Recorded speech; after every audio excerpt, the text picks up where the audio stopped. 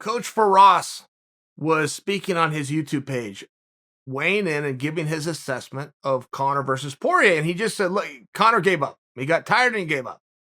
And that is a very common theme that is out there. And I'm a very big defender of Conor getting tired and quitting. However, to walk into a 5-round main event against a guy that had a world championship belt around his waist when you've been out of the ring all but 40 seconds in the last 1,000 days is a daunting task. And one thing that will happen in sport, I'm still not of the mind that Conor wasn't in great shape. I'm just not there.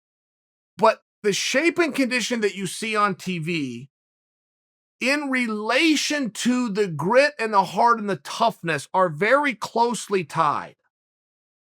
Everybody that you saw fight Saturday got tired. Everybody got very tired. Dustin Poirier was very tired. Everybody got Hooker and Chandler, which was a relatively fast fight. They were both tired. Now, I'll just share that with you. If you ever see an athlete and he comes out of a sporting event and he's not exhausted, he did not do his job. And at this level, particularly on an ESPN pay-per-view, they're all out there doing their job. They are going to feel like they were hit by a bus when it's over, win or lose.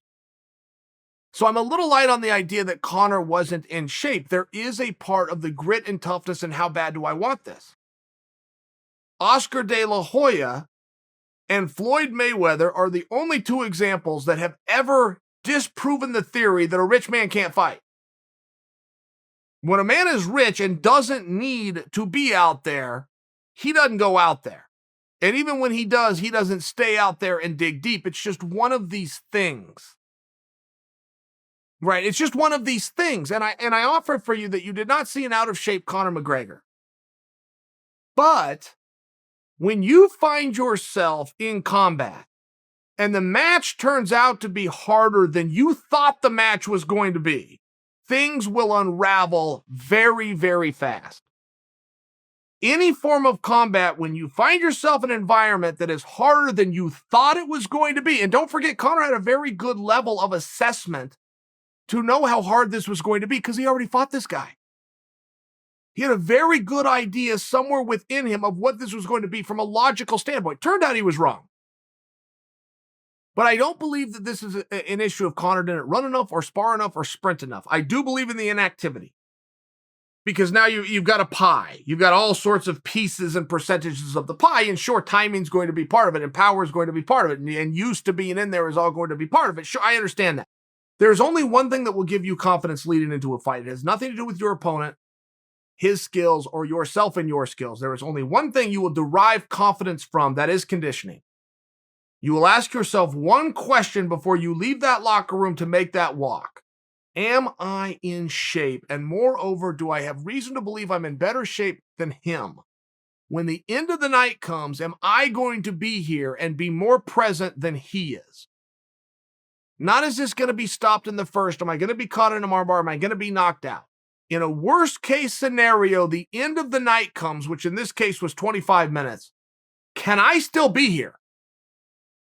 And if you would all believe the answer is no, because either you know deep down you didn't pay the price, or you believe deep down you did pay a price, but he just paid a bigger one, you leave that locker room very, very unconfident. So between those two things, what unraveled Conor faster? I don't know. I do not think that Coach Firas was wrong at all in his assessment. Conor was very much looking for a way out. He was trying to get out of that match. But there's not a dishonor in that like it sounds. It's called taking inventory. If Conor is in the very first round, has already been taken down, already has his heart rate up, already is realizing my timing is off because of my inactivity. Oh, and by the way, I can't feel my leg. Conor is then going to take inventory, meaning I'm 5 minutes in, I'm already hurting, and I'm already losing. There's 20 minutes left. What's the point? How tired am I going to be in those? How hurt? I'm already hurt. How hurt am I going to be times 4? I got to get out of here. It's one of those things. It's fight or flight, and it does not make a coward or the fact that it's identity. This is just human nature. There's nothing you can do to get around that. Muhammad Ali could not get around that. Mike Tyson, who's openly spoke about it, could not get around that. George St. Pierre, who's openly, these guys, you can't get around it. So Conor can't get around it. And I don't know that it was a conditioning purely from the standpoint of he showed up and he wasn't in shape. I'm not buying that. He looked like $1 million. There's a reason he weighed 155 pounds. That's a byproduct of very hard work and discipline. There's a reason that he's lean and looks like he's carved out of stone because he's in really good shape. But that shape doesn't work without the grit, without the toughness, without the desire, without the need. And those are things that a rich man often doesn't have in this environment. I submit for you, based on the changes Conor made in Nate Diaz Part 1 versus Nate Diaz Part 2, that Conor will dig deep and have more grit, but you'll mistake it for conditioning.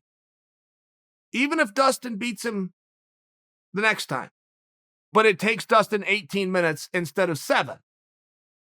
You will have to then concede there was more grit. But that will get labeled as conditioning. I'm only sharing with you, you're mislabeling that. How hard a guy can go for how long he can go is not the measure of conditioning. A guy will be tired 3 minutes in. He will hang in there all 15 if that's what it's scheduled for, if he wants it bad enough. So you start to have these balances of who wants it more, who needs it more, who's willing to stay in the fire longer. Then you have the pieces of whose left hand got through, whose body shot, who in this case leg kicks, who got the takedown. Those are 7, 8, 9 on the list. All well behind who wants it the most.